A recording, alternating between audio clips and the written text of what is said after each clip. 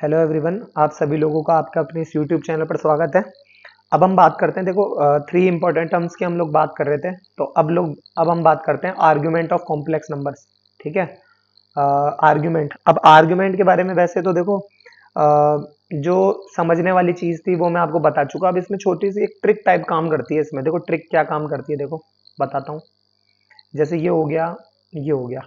ठीक है। आर्गुमेंट होता क्या है, एक बार फिर से रिमेंबर करवा देता हूँ। मान लो यहाँ पर कहीं पे कोई z बैठा हुआ है।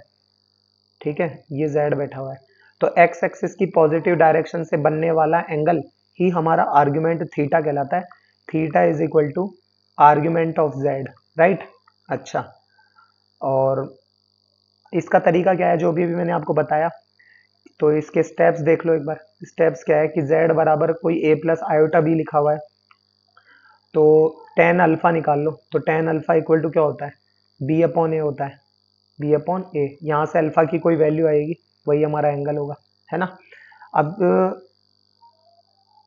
जाहिर सी बात है, पॉइंट जैसे आपको पता पड़ेंगे तो आप क्वाड्रेंट ऑफ, ये तो फर्स्ट स्टेप हो गया इसका, है ना। सेकंड स्टेप क्या है, क्वाड्रेंट जैसे आपको पता पड़ेंगे तो आप मतलब एंगल पता करते ही locate quadrant of Z, quadrant of Z, Z का क्वाड्रेंट पता कर लो। अब ये इंपॉर्टेंट चीज है, कुछ सीखने वाली है, मतलब सीखने इन द सेंस की ट्रिक, है ना। और वो ट्रिक क्या है, देखो इधर। जैसे मान लो ये आपका हो गया जेड, मतलब आपका इमेजिनरी एक्सिस, रियल एक्सिस। अब इसमें क्या होता है, एम्पलीट्यूड ऑफ जेड के लिए है ये, कि है ना, ये हो गया फर्स्ट क्वाड्रेंट, ये हो गया सेकंड क्वाड्रेंट, ये हो गया थर्ड क्वाड्रेंट, और ये हो गया फोर्थ क्वाड्रेंट। ठीक है। फर्स्ट क्वाड्रेंट के लिए बात करें तो amplitude of Z is equal to कहलाता है अल्फा। ठीक है। एम्पलीट्यूड ऑफ जेड, अगर सेकंड क्वाड्रेंट में अगर वो पॉइंट होगा तो उसका एम्पलीट्यूड कहलाएगा पाई माइनस अल्फा। ये याद कर लेना, बहुत इंपॉर्टेंट चीज है ये। Amplitude of Z third quadrant में अगर पॉइंट होगा तो वो कहलाएगा अल्फा माइनस पाई, है ना। और एम्पलीट्यूड ऑफ जेड अगर, मतलब अगर पॉइंट अगर हमारा फोर्थ क्वाड्रेंट में होगा तो एम्पलीट्यूड ऑफ जेड हमारा क्या कहलाएगा, माइनस का अल्फा। अब यही चीज आप इनमें फुर्सत से देख लेना। ये जो अभी अभी मैंने यहाँ बताई थी, ये जो तीनों एग्जांपल बताए मैंने आपको, इसमें गौर करो ध्यान से बिल्कुल। देखो, ये जो पॉइंट है, ये यहाँ पर सेकंड क्वाड्रेंट में जब लाई कर रहा था तो एम्पलीट्यूड ऑफ जेड ये खुद ही आ गया, है ना। और ये अल्फा मतलब 3 पाई बाय 4, है ना, 3 पाई बाय 4, ये वाला जो एंगल था, है ना। और मतलब यहाँ पे तो पाई बाय 4 खुद ही आ गया, यहाँ पे 3 पाई बाय 4 खुद आ गया। इस जगह बात करो, ये क्या है, आपका थर्ड क्वाड्रेंट। तो थर्ड क्वाड्रेंट में क्या कह रहा है ये, थर्ड क्वाड्रेंट में हमारी ट्रिक क्या कहती है, देखो। थर्ड क्वाड्रेंट में ट्रिक कहती है अल्फा माइनस पाई, यानी जो भी एंगल निकले उसमें से पाई को सब्ट्रैक्ट कर दें। ठीक है ना, जो भी एंगल निकले उसमें से पाई को सब्ट्रैक्ट कर दो। तो देखो एंगल कितना था, 5 पाई बाय 4। 5 पाई बाय 4 में से पाई लेस करके देखो, देखिए 5 पाई बाय 4 माइनस पाई, तो ये हो गया 5 पाई माइनस का 4 पाई अपॉन 4, है ना। तो मतलब पाई में से इसे लेस कर दो। वेट वेट वेट वेट, ये क्या कह रहा है, alpha minus pi, alpha minus pi for third quadrant, है ना। फॉर थर्ड क्वाड्रेंट, ये थर्ड क्वाड्रेंट में अल्फा माइनस पाई, अल्फा कितना आ रहा है हमारा इसमें, ये 45 डिग्री। और 45 डिग्री ये नहीं होगा, ये तो एक एंगल निकाला गया है भाई, बाकी एंगल तो हमारा पाई बाय 4 ही आ रहा है ना। तो पाई बाय 4 में से आपको, ये तो अल्फा हो गया, इसमें से पाई लेस कर दो। तो करो, देखो पाई माइनस 4 पाई अपॉन 4, तो दैट इज -3 पाई बाय 4। तो देखो ये -3 पाई बाय 4 ये रहा। समझ में आई कि मेरी बात क्या कह रहा हूं मैं, ठीक है ना, क्लियर। तो ये चीजें इसके अंदर देखी जाती है, ठीक है ना, क्लियर। अच्छा, उसके बाद देखो ये फोर्थ क्वाड्रेंट। तो फोर्थ क्वाड्रेंट में भी यही है। इसमें क्या करेंगे, देखो इसमें क्या करेंगे, ये हो गया amplitude of Z is minus alpha, minus का अल्फा। तो देखो ये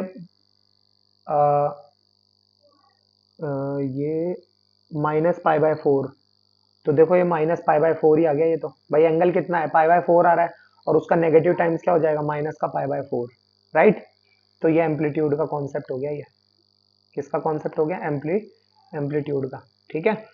तो आई होप एंड बिलीव ये आपको समझ में आया होगा, ठीक है ना। आगे देखो, ये देखो आगे, पहले तो represented by A R G, argument of Z.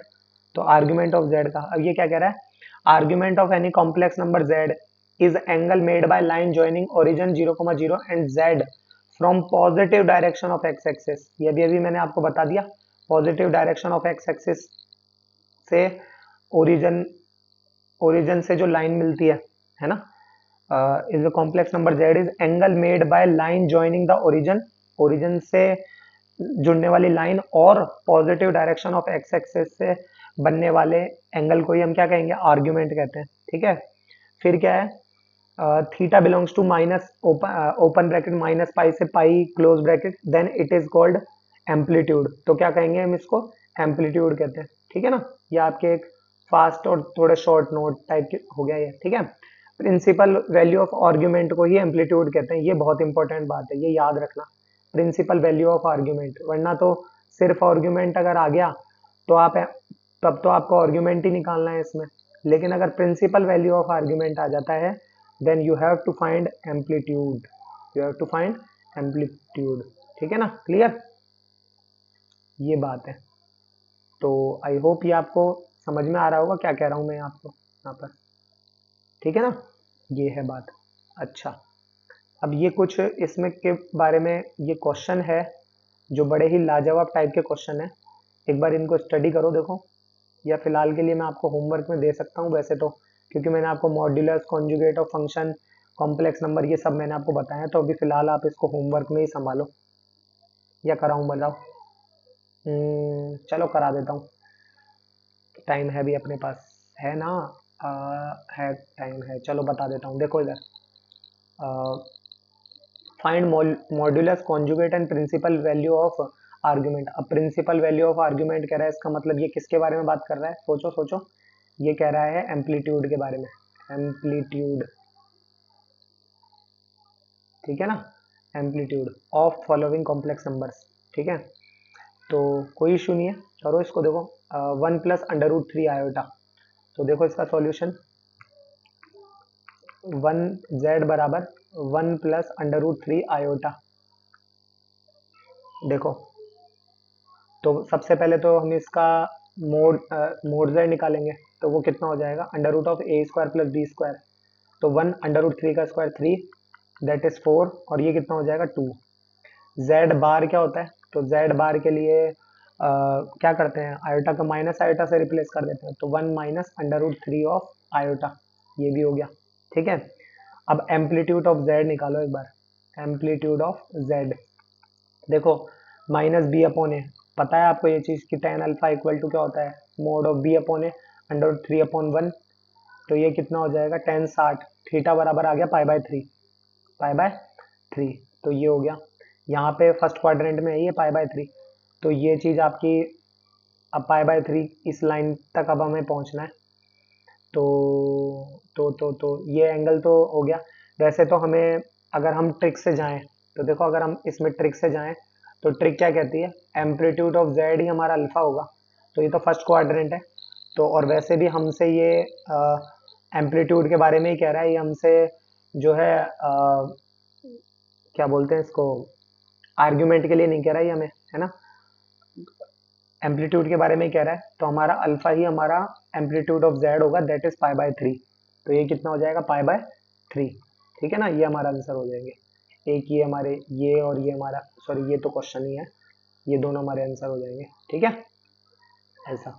अब उसके बाद में सेकंड नंबर देखो, सेकंड नंबर क्या है हमारे पास, -1 - आयोटा, -1 - आयोटा, ये सब z बराबर है, क्योंकि सारे कॉम्प्लेक्स नंबर है, कहीं आपको लगे कि साहब मैंने ये लिखा ही नहीं है या ऐसा कुछ, है ना, z बराबर है ये सब, ओके।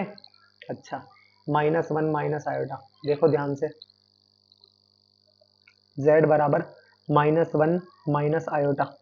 अब इसके लिए मोड z पता करो सबसे पहले तो वो क्या होता है, -1 का स्क्वायर प्लस -1 का स्क्वायर, तो ये तो √2 आ गया है, तो सीधा सा। ठीक है, जेड बार क्या होता है, तो जेड बार के लिए भी वही सिंपल सा तरीका है, जेड बार बराबर आयटा को माइनस आयटा से रिप्लेस करना है, तो दैट इज पॉजिटिव आयटा। ठीक है, अच्छा, अब इसके बारे में अब हम निकालेंगे इसकी क्या, ये हो गया। ठीक है, ये देखो, ये हो गया यहाँ पे -1 तो ये जो वैल्यू डिस्टेंस है ये हो गया -1 -1।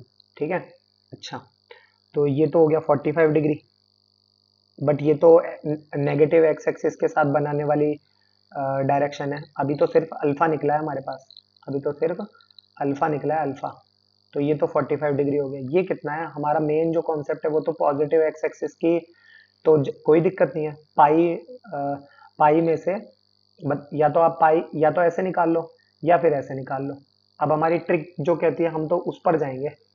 ट्रिक क्या कहती है, ट्रिक ये कहती है कि साहब अगर थर्ड क्वाड्रेंट में हो तो क्या करो, अल्फा में से पाई लेस कर दो। अल्फा कितना है, 45 डिग्री, उसमें से पाई लेस कर दो, यानी पाई/4 में से हम पाई लेस करेंगे, तो पाई -4 पाई, तो माइनस का 3 पाई/4 हो जाएगा।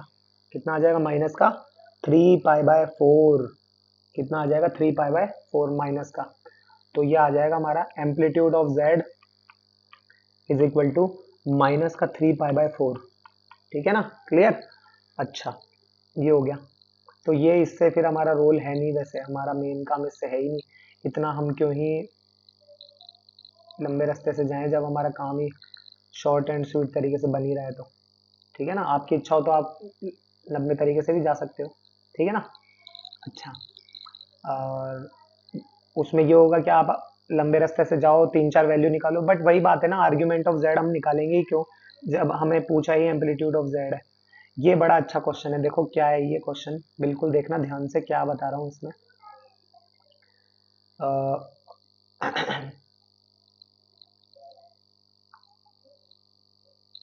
देखो,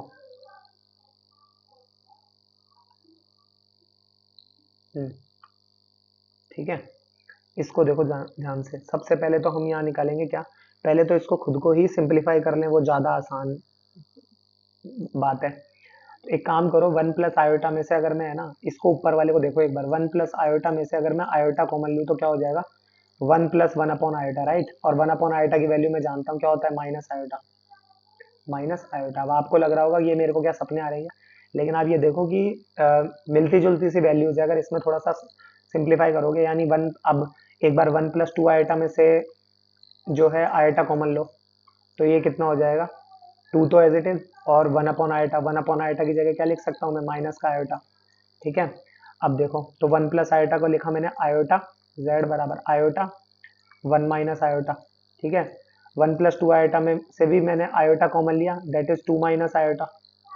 1 + 3 आयोटा में से भी आयोटा कॉमन लूंगा, तो ये भी आ जाएगा 3 - आयोटा।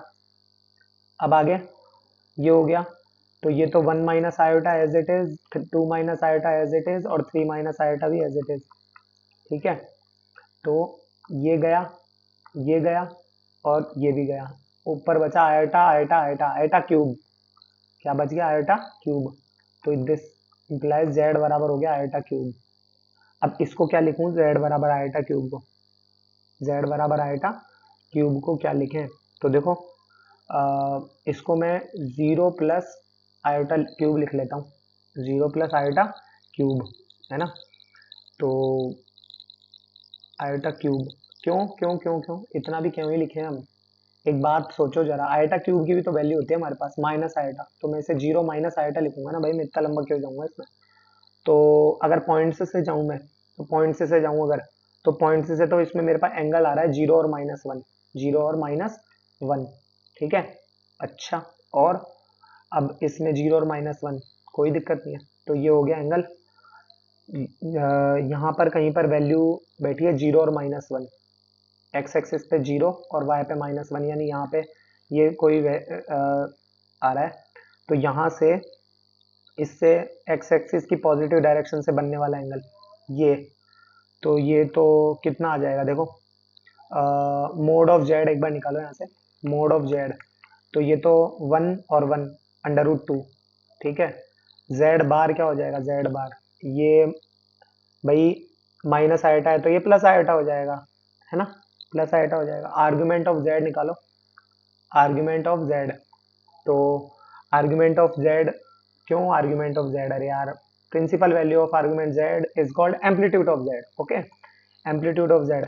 तो एम्पलीट्यूड ऑफ जेड के लिए क्या करें, एम्पलीट्यूड ऑफ जेड के लिए कितना हो जाएगा ये, भाई एक्स एक्सिस की पॉजिटिव डायरेक्शन से बनने वाला एंगल, तो ये तो माइनस पाई बाय टू बन रहा है ना, माइनस पाई बाय टू। और वैसे भी आपको पता है पाई एंगल जो आए उसका नेगेटिव टाइम्स हो जाता है ये यहाँ पर, और यहाँ पर तो ये आप कोई सा भी क्वाड्रेंट ले लो, इससे कोई मैटर ही नहीं करता।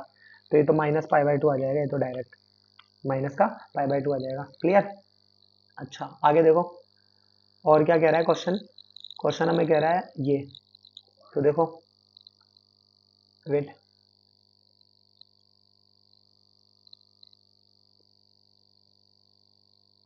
ये फोर्थ नंबर का,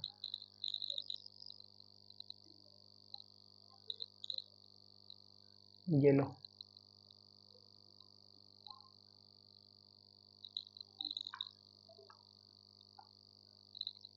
ये लो, देखो अब इसमें क्या करें, कोई दिक्कत नहीं है, मोड ऑफ जेड निकालो। तो ये तो 3/4 और रूट 3/2 का स्क्वायर 3/4, तो 3/4 और 3/4 कितना हो जाएगा, 6/4, कितना हो जाएगा 6/4, और 6/4 कितना होता है हमारा, अंडर रूट भी तो है यार, चलो 6/4 में अंडर रूट ऑफ 6, अरे यार चलो निकाल के बता देता हूँ, देखो ये हो जाएगा कितना 9/4, ये कितना हो जाएगा 3/4, 9 और 3 12/4, 4 3 12, तो 3, तो 3 अंडर रूट ऑफ 3, ठीक है, अंडर रूट ऑफ 3। जेड बार क्या हो जाएगा, जेड बार तो क्लियरली -3/2 माइनस का अंडर रूट 3/2 आयोटा, ठीक है। अच्छा और पॉइंट कहाँ है, एक्स माइनस और वाई पॉजिटिव, तो एक्स माइनस और वाई पॉजिटिव, ये कहाँ पहुँचेगा, एक्स यहाँ पे और वाई पॉजिटिव, एक्स एक्सिस पर नेगेटिव और वाई पे positive, that is second quadrant. Second quadrant में अगर मैं एम्पलीट्यूड ऑफ जेड पता करूं तो ये कितना आ जाएगा, ये कितना अगर मैं इसमें टेन अल्फा पता करूं एक बार के लिए, देखो टेन अल्फा इसका क्या हो जाएगा भाई, b/a, तो अंडर रूट 3/2 अपॉन 3/2, सॉरी, और 3/2, ये बाई टू गया, सिर्फ अंडर रूट 3 रह गया, ये तो यहाँ पे भी आ रहा है अपना, है ना, और सॉरी 1/√3 यार, 1/√3, 1/√3 है, तो इसका मतलब अल्फा आ गया कितना अपना पाई/3, वो 10 30 पाई/6, पाई/6, तो पाई/6 है ना। अब पाई/6 हमारे पास आ गया, और ये बात कहाँ की है, सेकंड क्वाड्रेंट, और सेकंड क्वाड्रेंट के लिए क्या कहता है हमारा logic, pi minus alpha, pi minus alpha, तो पाई में से पाई/6 लेस कर दो, आ जाएगा हमारे पास एम्पलीट्यूड ऑफ जेड, कितना आ जाएगा pi minus पाई/6, 6 pi minus pi, 5 पाई/6, 5 पाई/6, ये हमारा आंसर आ जाएगा, क्लियर। अच्छा और देखो आगे, फोर्थ, फोर्थ और ये फिफ्थ, फिफ्थ, ये लो, फिफ्थ देखो, फिफ्थ अच्छे हैं, इसमें क्वेश्चंस अच्छे हैं क्योंकि ये लो, देखो आगे देखो, अब क्या करें, इसमें सबसे पहले z, इसकी खुद की वैल्यू निकाल लो, तो z बराबर 1 + आयोटा का स्क्वायर की पावर 4 लिख दो इसको, 1 + आयोटा स्क्वायर की वैल्यू निकाली आपने 2 आयोटा की पावर, अरे 4, है ना, की पावर 4, 2 की पावर 4 16, नहीं, हाँ 4, 4 × 4 = 16, और आयटा स्क्वायर की, आयटा की पावर 4 की वैल्यू 1 होती है, तो ये तो 16 हो गया। अब इसे क्या लिखें, तो z बराबर 16 + 0 आयोटा, तो z मोड ऑफ z कितना आ जाएगा, अंडर रूट ऑफ 16 का स्क्वायर प्लस दिस 16 का, और 16 का स्क्वायर प्लस 0 का स्क्वायर, 16 का स्क्वायर जो भी हो, रूट चढ़ते ही 16 ही आ गया ये तो, है ना। जेड बार बराबर कितना हो जाएगा, ये भी 16 ही होगा। जेड बार बराबर भी क्या होगा, 16 ही होगा, है ना। और एम्पलीट्यूड ऑफ जेड निकाले तो एम्पलीट्यूड ऑफ जेड, तो ये कितना हो जाएगा 16 अपॉन 0, वो सॉरी 0/16, तो ये तो 0 ही आ जाएगा। टेन अल्फा बराबर बी अपॉन ए लगाओगे ना फॉर्मूला, तो बी अपॉन ए होता है, तो 0/16, तो 0 ही हो गया ये तो, ठीक है ना। ये इस तरीके से हो गया। सिक्स्थ नंबर का क्या कह रहा है देखो, सिक्स्थ नंबर का क्या कह रहा है, अच्छा 5 ही है क्या, चलो ठीक है, फिर तो ये हो गया, बहुत है फिर तो। ये आप होमवर्क में ट्राई करके आना, देखो अच्छा क्वेश्चन है, ठीक है। और एक ये क्वेश्चन आप होमवर्क में ट्राई करके आ सकते हैं, और ये भी एक बेहतरीन क्वेश्चन है, ये आप होमवर्क में ट्राई करके आना। फिर मिलेंगे हम लोग नेक्स्ट लेक्चर में, ठीक है, तब तक के लिए धन्यवाद।